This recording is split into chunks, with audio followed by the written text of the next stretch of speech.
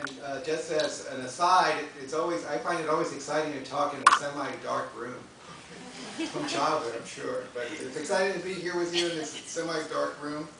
And my role right now is just basically to welcome you to this event and to thank our sponsors, which are many, and I'm just going to do that right now.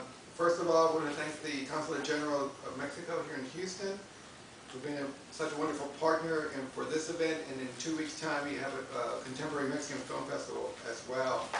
The Department of Hispanic Studies, the Americas Research Center, the Multicultural Community Relations Department here in the Public Affairs of Rice University, and of course Rice Cinema and the Department of Visual and Dramatic Arts. I also want to mention a few people who have been instrumental in bringing this all together. First and foremost, I have to start out with my young colleague who you'll meet in a few minutes, Manuel Gutierrez. He is the reason why this event is here today. I want to thank my good friend David Medina, who's the Director of Multicultural Community Relations Department. He's sitting somewhere back there. Maria Esther Paredes from the Mexican Consulate. She's right here next to our other new friend, Patricia Bermar. Our good friend Rosemary Saloom, founder and director of Letra Magazine. She's going to be taping this tonight. David Medina's wonderful assistant, Shelby Thurston, who you'll meet later, or you probably met her. She was already at the opening at the doorway. Charles Dove is the director. Charles is over here.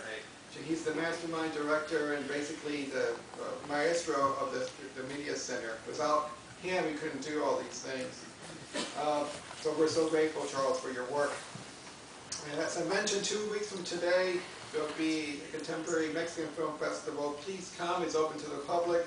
We will have an introduction on contemporary Mexican film from our colleague at the University of Houston, Katrina Sis. She's right here, Professor Sis.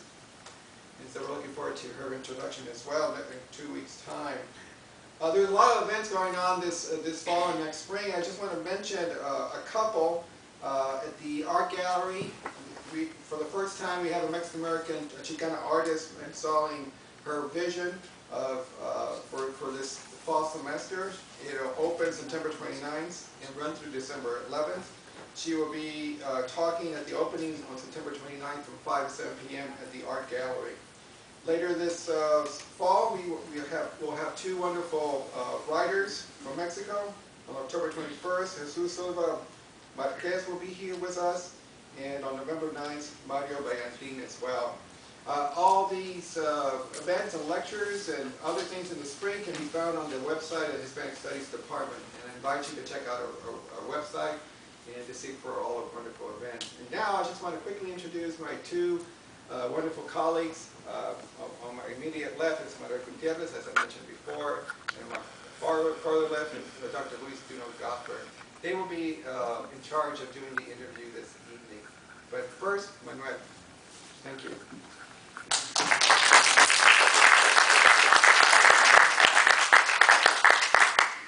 Good afternoon, everybody. Before I begin my introduction, allow me to thank our special guests, Arturo Ripstein and Paz Alicia Garcia Diego, for accepting our invitation to come to Rice University and for allowing the Department of Hispanic Studies to host a retrospective of their work. It's very kind of them to be here with us. They have a terribly busy schedule. Thank you very much. The four films that my colleague Luis Duno and I have selected are only a small sampling of a celebrated career that spans 4 decades. The films El Castillo y la Pureza, along with Principio y Fin, Profundo Carmesí, and El Carnaval de Sodoma, which will be presented in the following days, offer a small but significant window into Ripstein's cinematic vision, a vision that has intrigued audiences and critics alike on both sides of the Atlantic. This retrospective and the interviews that we are conducting today and tomorrow with our guests are only the first part of a more extensive project that Professor Duno and myself have undertaken. As we gather tonight, we are coordinating the publication of the first English-language volume of scholarly essays dedicated to the works of Arturo Ripstein and Alicia Garcia Diego. The book will include scholarly contributions from around the world, and in fact, just this week we have begun to receive the first essays of our collection. Of course, there are already numerous books and dissertations dedicated to their work in other languages, including Spanish, Greek, Italian, and French, but we think it's time to correct a significant lapse in North American film and cultural studies. Curiously enough, regarding this gap, the New York Times recently wrote that there exists an enormous oversight of a legend that is unfortunate for American audiences at the very least, and that's a quote from the New York Times. So we hope that this book will contribute to correcting that lapse. Our guest tonight, Arturo Ripstein, was born in Mexico City in 1943, and he's among the most internationally recognized film auteurs of the second half of the 20th century. Ripstein made his directorial and screenwriting debut in 1965 with Tiempo de Morir, and since then he has directed 28 films, 4 documentaries, and numerous shorts. Among the world of cinephiles, there's a rule that no good films come out of literary adaptations, but Arturo Ripstein, in this facet of his career, as in others, is an exception to the rule, as he has directed some of Paz Alicia García Diego's adaptations of some very celebrated works of literature, including El Coronel no tiene quien escriba, written by the Nobel laureate Gabriel García Márquez, and Naguib Mahfouz, The Beginning and the End, a film which we will show tomorrow, and for which in 1994 Arturo Ripstein received the Golden Shell at San Sebastian's Film Festival. Over the years, Ripstein has collaborated with a number of important Latin American writers, including Carlos Fuente in a film titled Tiempo de Morir, José Emilio Pacheco for El Castillo de la Pobreza, the film that we are screening tonight, José Donoso in El Lugar Sin Límites, translated to English as Hell Has No Limits, and Vicente Leñero, with whom he wrote La Tía Alejandra, or Aunt Alejandra. His last 13 films have been written by Paz Alicia García Diego, his constant collaborator. His films have been awarded many prizes and have been screened at film festivals around the world, including Venice, Cannes, San Sebastián, San Francisco, and Sundance. In 1997, Arturo Ripstein was awarded the National Prize for the Arts in Mexico, becoming the only filmmaker, aside from Luis Buñuel, to have received the honor. His most recent film, Las Razones del Corazón, will premiere next week in San Sebastián, am I correct, next week? Of Arturo Ripstein's films, the Brazilian film critic Pablo Antonio Paranaguá has written, breaking the dominant norms of audiovisual production, the singular style of Ripstein represents a belief in the capacity of cinema to portray the paradoxes of the human soul. As we will see tonight, Ripstein's vision is not only singular, but illuminating. Please join me in welcoming to the stage Arturo Ripstein.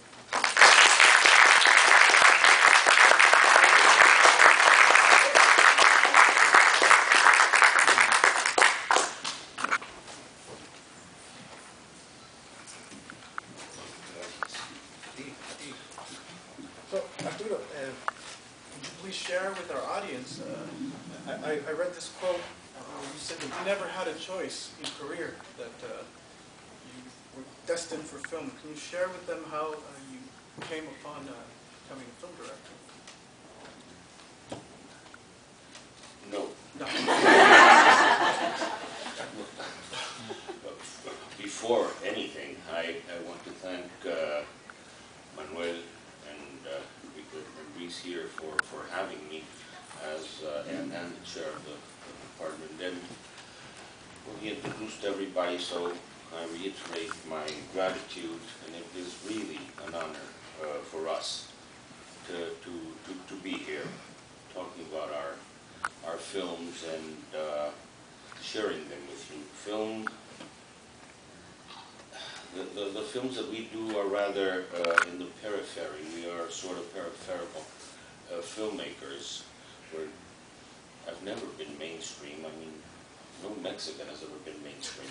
But I am quite on the outskirts of anything. So having people like you come and share this with us is formidable. You make us, I've said it many times, but you make us the invisible filmmakers, visible at least for the duration.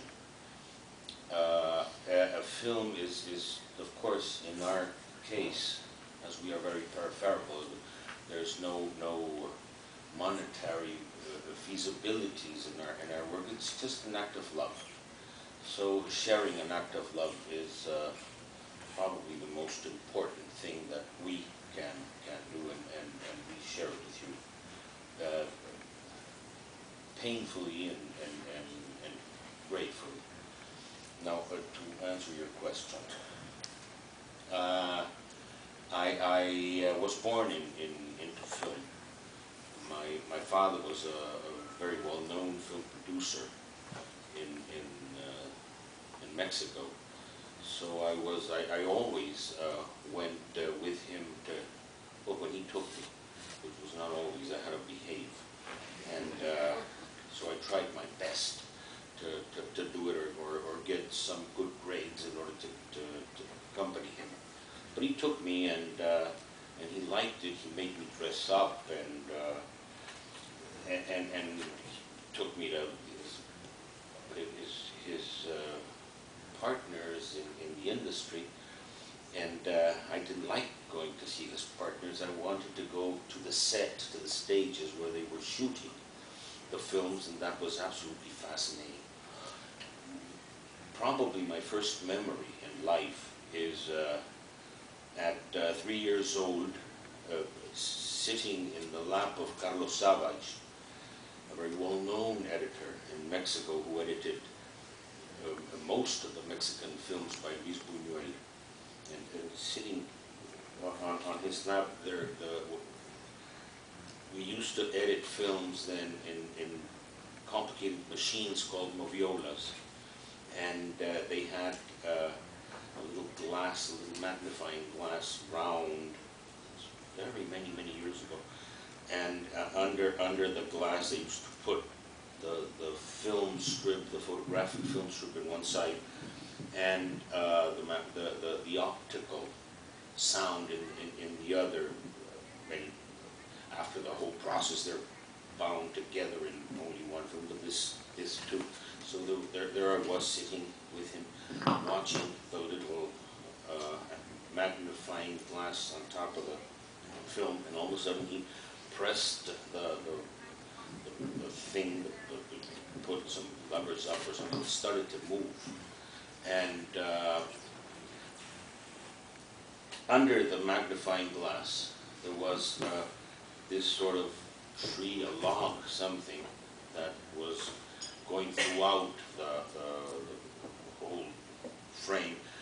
And it started to move and make a lot of noise. It was fascinating. And from behind the log, 3 charros came out with guitars and started to sing. And when they started to sing behind them, it was little and it was wonderful, and of course black and white. I said, I don't want to go away from here ever. It was wonderful. And going to visit my father and whatever I could visit throughout the times when they were shooting movies, it was absolutely fascinating. When I was a young boy, one didn't used to travel as much as one does now. At a given point, somebody asked me, what do you think an airplane is like? So I said, well, it's a round thing with wings, and it's got windows and seats and reflectors and cables and movie director's chairs and a camera. So what do you think a train is? And a train was a thing that moved with movie directors, with a film, with a director's chair and cables and lights and a camera. Everything that I imagined, thought of, liked, dreamed of, was a place that had a camera. And I knew then that I would never leave. And at a given point it was very complicated because my father wanted me to be a decent person. So I studied law because he asked me to do that, and at the middle of my studies I left it. And then I studied history, and that was even worse because in law it was good. We started at 7 o'clock in the morning and ended up at around 11, so I had time to go see movie making. And when I studied history, I was in the Colegio de Mexico, a very distinguished place to study. And it started at 8 o'clock in the morning and ended up at 8 o'clock at night, so I hated it because I couldn't go see films. I left that, my father cried and I cried and we all cried, and so one day I said, I have to convince you to let me do it. And he said, I don't want that, I want you to finish have a degree, be prepared for eventualities. Maybe you won't work as a film director. He was right, and at a given point I said, either I kill myself or kill you, and that did it. I started to prepare my first film, but I never ever had the idea of doing anything else. There's a wonderful thing, a friend of mine that was in school with me, Francisco Pado, who's sitting somewhere around here, should remember. First of all, I was the only bald kid in 5th grade, and after that, I was the only one that wanted exactly to be what I became. All the rest of the kids wanted to do one thing or another, and most of them changed. But he should remember that I was the only one eager enough to do exactly what I wanted. I never had any other vocation. Not vocation, no, I had nothing. It was destiny. Manifest destiny. So you were talking about then making your first movie. How was that process of making your first movie, and how was it to make that first movie in that particular moment of Mexican film history? It was very complicated, like it's always been. The history of Mexican film is a history of a series of crises that it's gone through, so it's always very, very complicated. I didn't begin my career with a golden age of Mexican film, which was an age of stars, of very big stars, and I entered a little after that, when we had to destroy everything that was behind us. Not the very beginnings of film, which was quite fascinating, but the middle period. We belonged to a generation of iconoclasts who wanted to destroy everything, and we had probably one of the worst movies possible just immediately before we started. So when I told my father that I wanted to make a movie, and he accepted finally after a long, long struggle, he said, okay, we had a big company, and he said, I have writers here, so choose whichever writer you want to work with. So I said, no, I have this friend that he was a young 34, 35-year-old Colombian writer called Gabriel Garcia Marquez, who worked in the ads and publicity, and he did slogans like arriba la camisa y abajo el pantalón.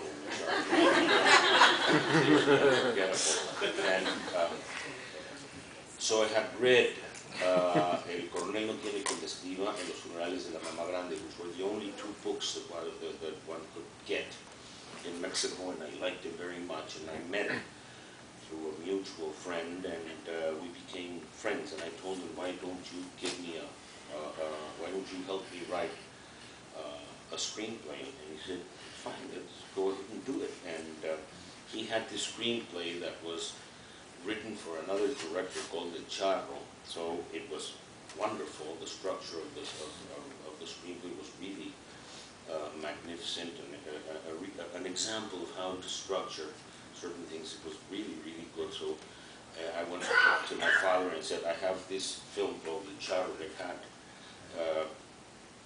certain things that were not very common in Mexican film at the time. And my father said, forget it completely. You have to do a Western.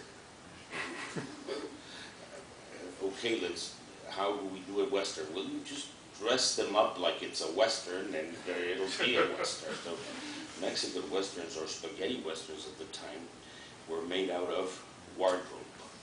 And so he said wardrobe, and we'll see how we go ahead and do it. And I didn't like it at the beginning, but I accepted because it was the only way for me to get the movie going. And it ended up being a Western, because Westerns were the only genre in Mexican film that were sold to Germany, which was the only the only country that was buying Mexican movies then. Colombia and all those other countries, which used to be our natural clients, had gone broke in all sorts of economical disasters.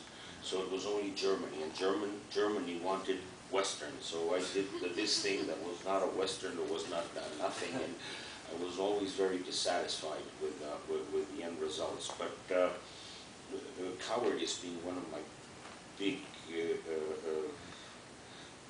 my big emotions, and one of my big attributes, I just went and I accepted and I did it, and that began a long career. Who else helped you with the screenplay? Well, we did it ourselves, and at the end it was it had Colombian dialogue. So we went to Carlos Fuentes to tell him to give us a hand. Carlos Fuentes was another young director, friend of ours, and we used to meet in his house, and he used to invite people, and it was quite fascinating because you always ended up getting drunk with William Styron and Susan Sontag and things like that. So it was nice. So I told him, why don't you give us a hand? He was a good friend of Garcia Marquez at that time. They just finished adapting a Juan Rulfo piece called El Gallo de Oro, and so they worked together well. Which you later made yourself. I remade it just to show him how to do it. They passed it. And so Carlos Fuentes wrote the dialogue in Mexican, but it was a very strange Mexican that he used. He used 18th century Mexican with phrases that nobody knew and sicknesses that nobody had heard of. So it's peculiar. It's allegorical at the end, and it's nicely structured but allegorical. A Western with 18th century parlance, and very, very complicated. I wish I could have done it again. I wish the God of filmmakers, San Luis Buñuel, would grant every filmmaker in the world the possibility to do 2 or 3 films at the most, but do it many, many, many, many times. Till at the, of course, there was exceptions like Fellini or Kurosawa, but then again, they're not attainable. What would you do to Tiempo de Morir? What? What would you do to Tiempo de Morir? I do it well. It's a wonderful movie. I don't trust it. It's a fascinating movie. No, it is not. It's a film that lacks many things. It's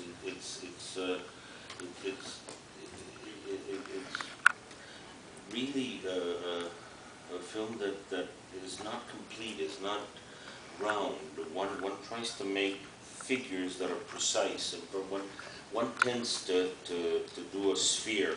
One ends up with a circle, which is the closest thing you can do for a sphere when you're structuring a film.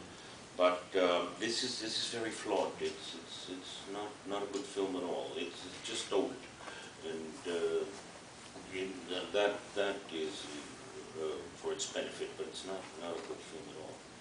If one can do 2 or 3 films.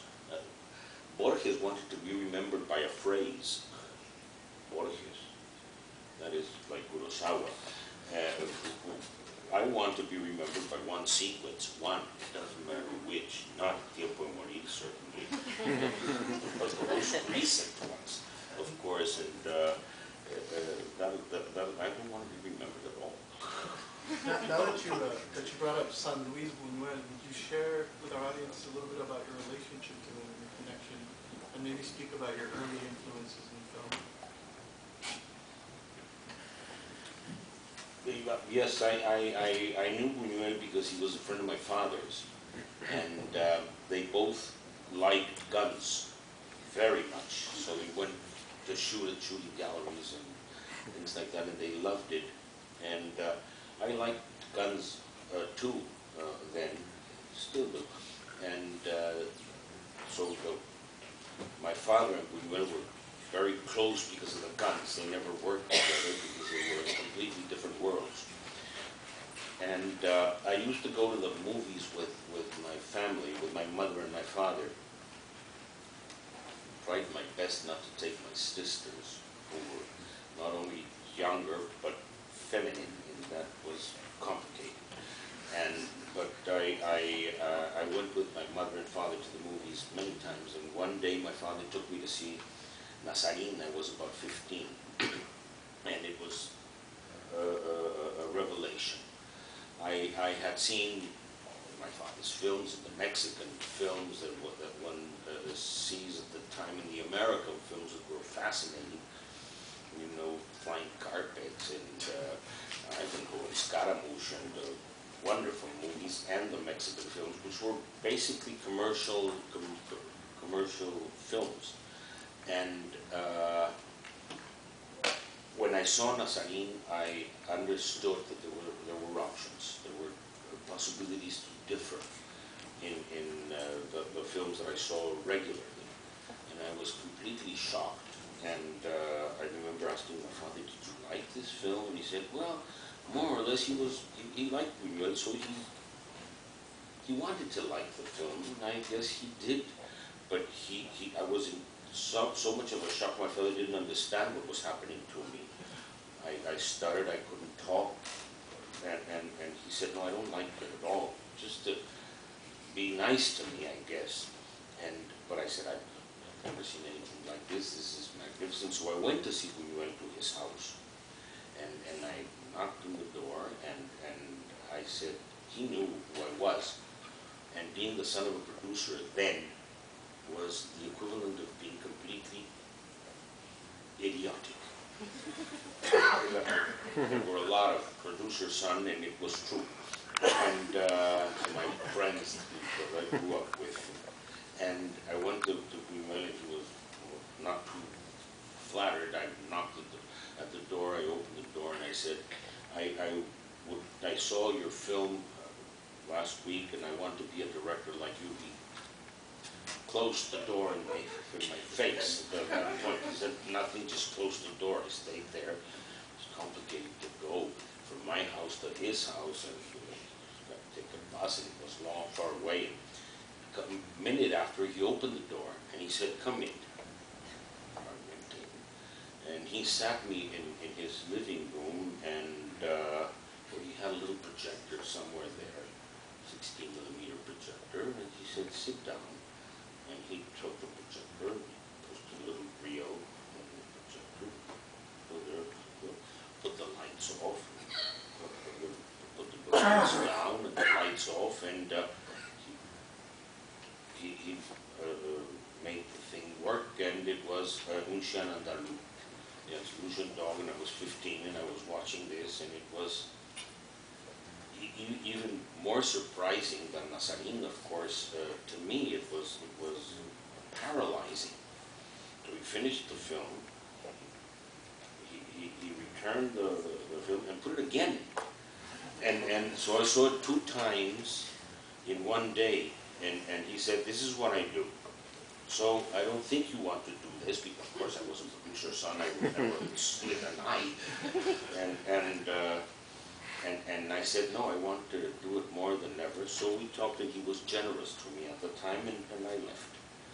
And from there on, it was just marvelous. And I learned my craft by watching movies and reading about movies. You had to go to the cinema to watch films. There were no DVDs or anything like that. No films and television even. So you had to go to the movies, and you had to read about films. And in my case, my privilege was I was a producer's son, so I could see how the films were made.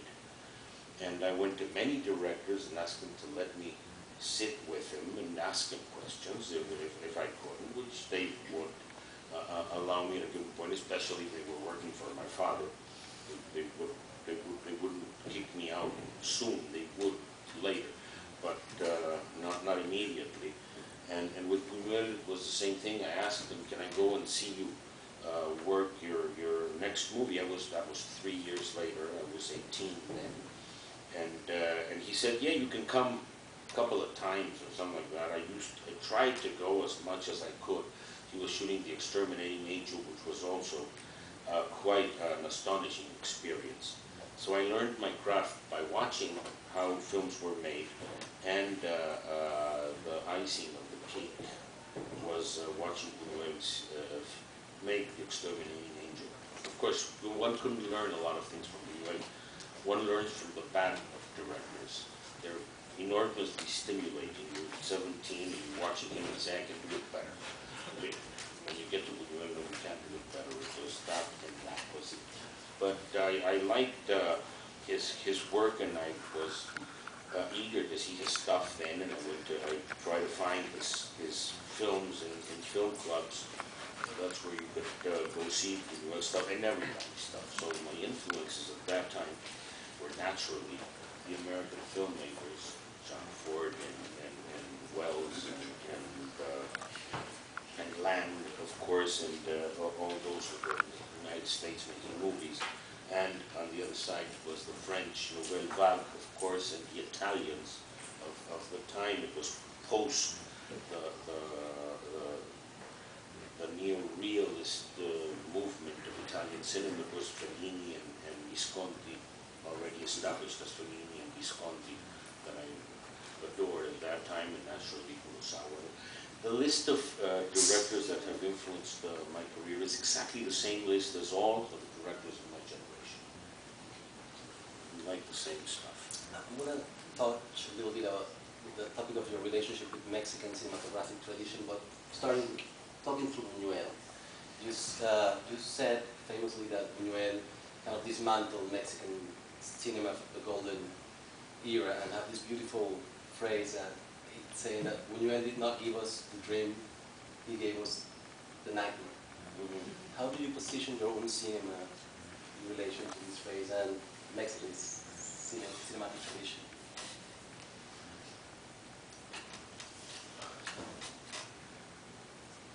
I don't know.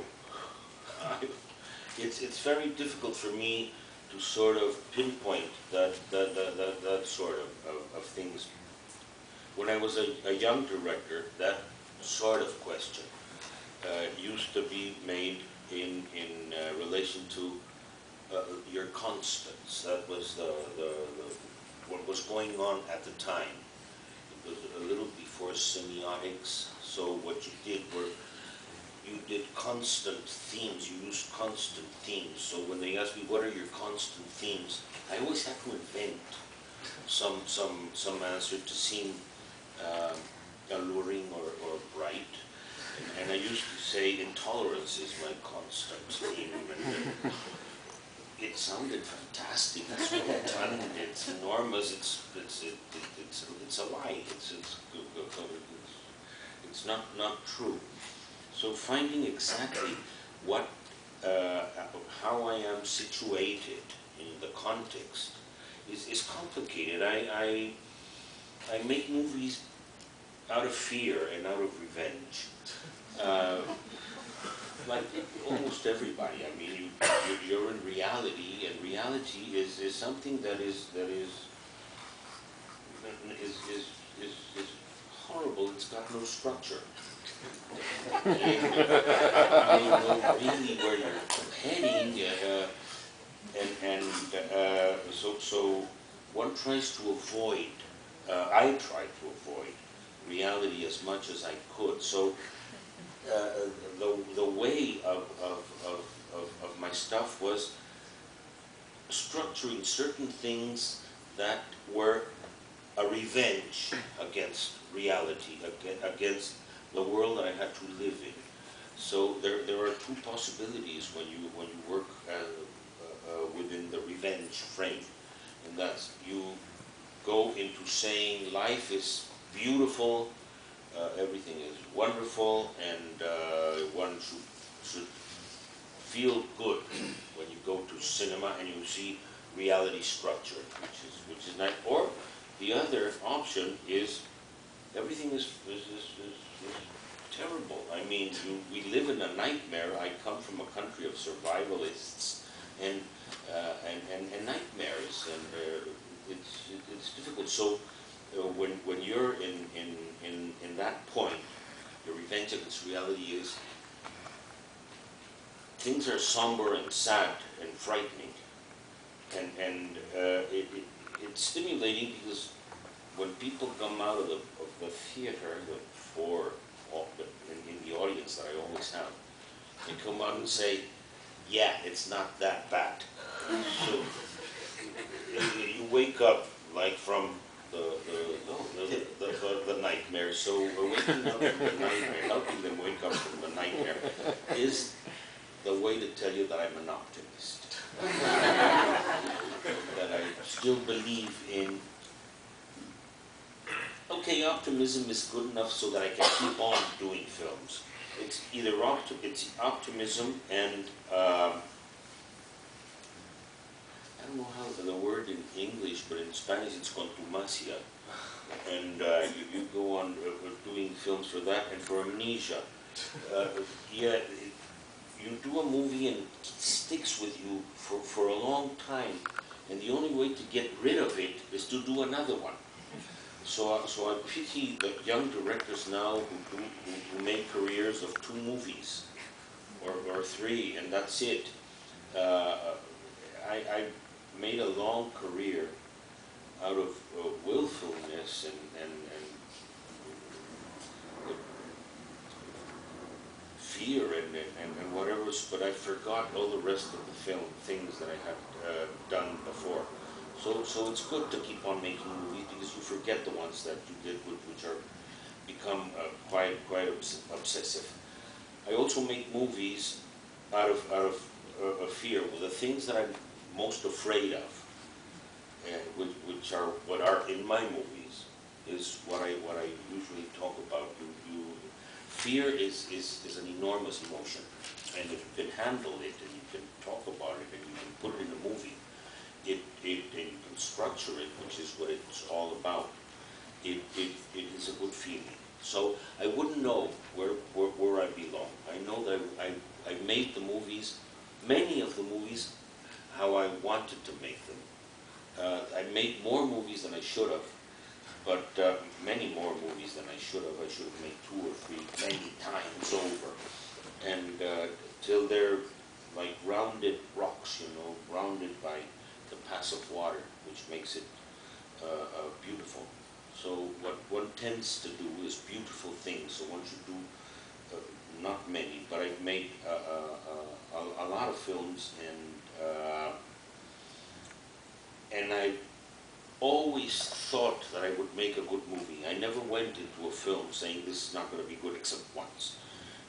But it's not my worst film. There are much worse films. I always went into film saying I'm going to try to do the best thing possible. I'm going to try to do a good film, and that's very weighty on your head, trying to do a good film. But that's as far as I go. When I entered the new format of making films in the digital, with the digital camera, I remember talking to Bas and telling her, we're going to do this films with a digital camera. And she said, it's not going to be influential to me. I'm going to write my script like I've always did. And what's it going to change to me? And I said, it's going to change that we have the precise, absolute knowledge that it won't be our last film. Because we can do another one because it's cheap and it's little, and you can always go to friends and then cheat them and tell them that you're doing a wonderful thing and they go for free. So it's little. When you do films in that, it's little. And one thing that is very important when you do these little films, this format, is you know it's not going to be your last movie because you can do another one. It's difficult because you know you can do another one. When you're making photographic films, you know every film is the last one.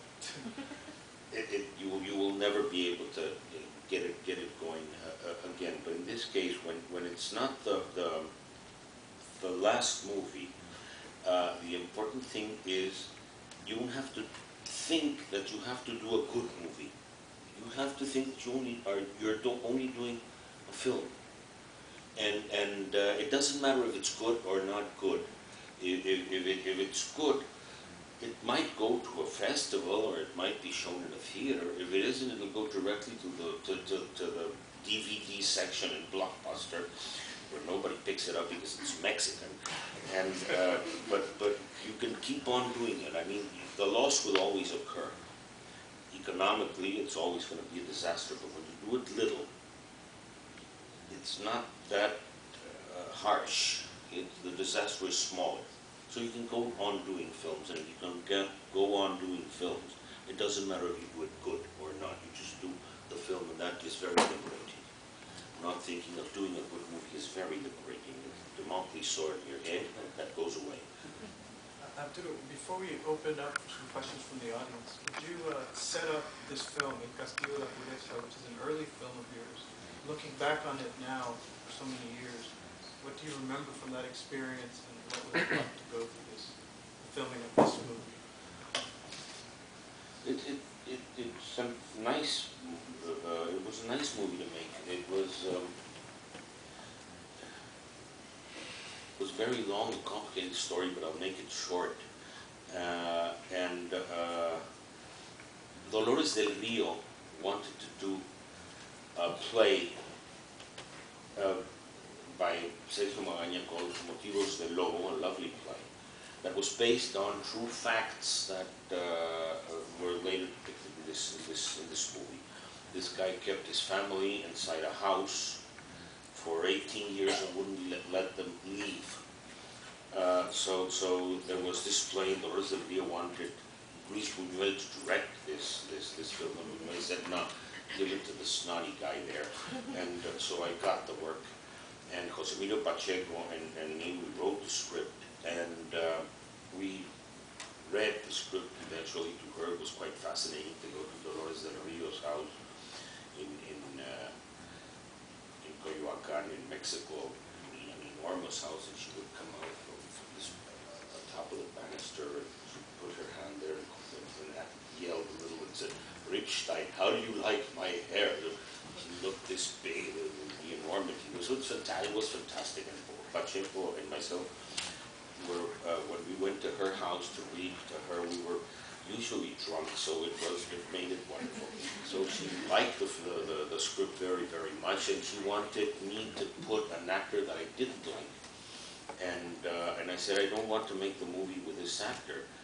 And so Gabriel Figueroa, who was going to be the photographer, and Barbachano, the producer, very big names at that point, said, well, if Dolores wants this actor, you have no choice. You have to do it like that. And so I said, I'm sorry, no. So they said, well, we'll have to fire you because so I said, you cannot fire me because you have not paid for the script, so the script is mine, so I'm firing you. So I fired Dolores del Rio, Gabriel Figueroa, and Manuel Gutierrez. At that time, it was quite fascinating. And you were 27 years old. Yeah, I was old. I've been making movies for 5 years already, or 6. And I was raised, so I knew how to do it. And this film is about this case that really had an impact in Mexico in the late 40s, beginning of the 50s, in which this man kept his family inside a house and wouldn't allow them to leave. And we sat down, we wrote it, José Emilio Pacheco and myself, we thought it was one of the greatest comedies written. We read it, and it was, we laughed like crazy, constantly. So then we read it to a couple of wives that we had at the moment. And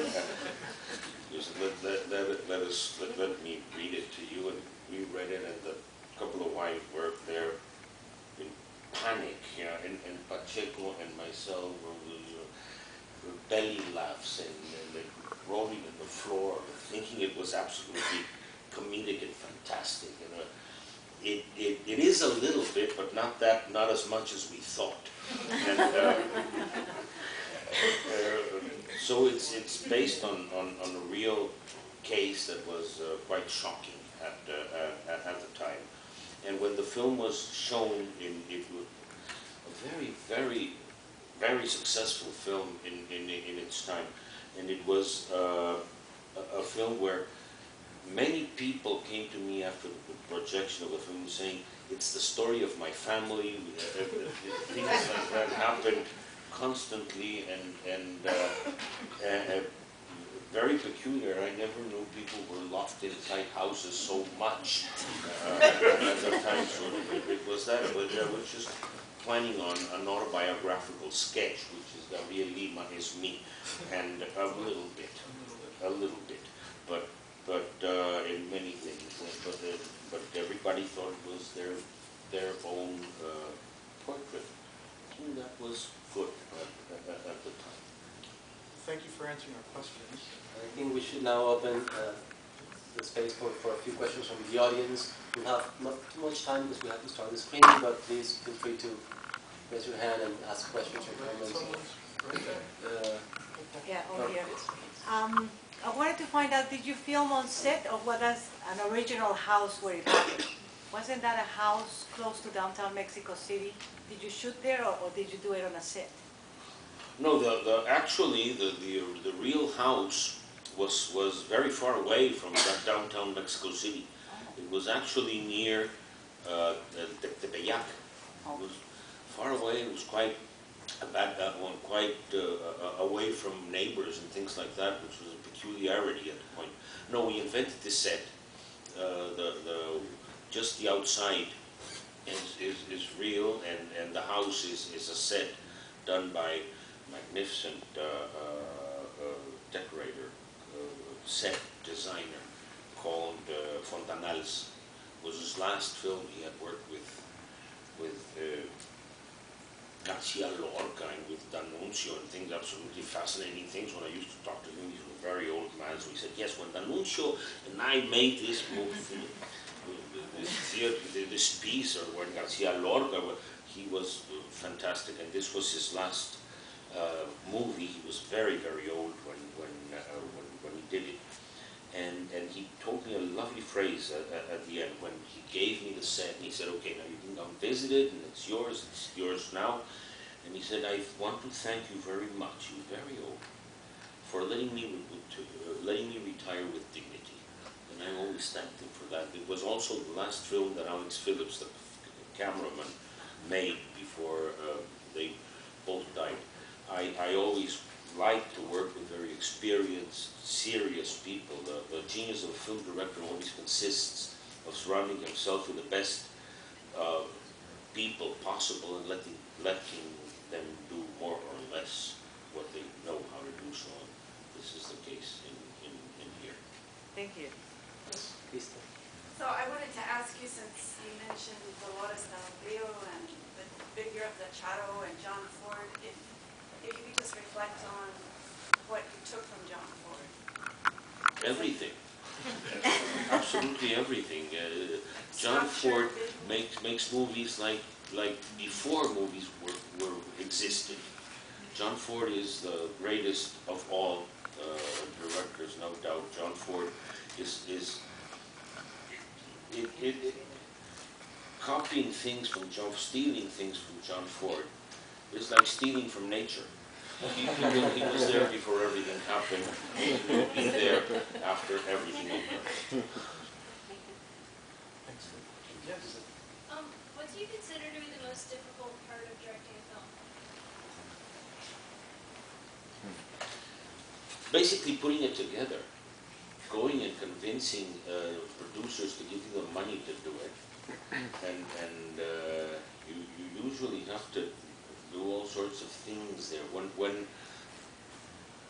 you have to cheat all sorts of people in order to get them to give you the money and get them to believe that you're going to do a magnificent movie or whatever. So you do anything and to get the money to get to a movie. You sell your mother, your sisters, your father, you do anything to get it. So that's the most complicated thing. Once it's all put together, it's a question of craft and magnificence and getting the best people possible around you. Let them more or less do their work. Not that I don't control it, I'm a very controlling director, but I'm very respectful of the craft of people. And so when I look at them do the things, I'm quite fascinated, like I was when I was a 3-year-old kid sitting in Carlos Savage watching him do his work. I still am fascinated by that. So that is the nice, easy part. The horrible part is getting the thing put together. The rest is just lovely. Any other questions or comments? No? Thank you so much. Thank you so much.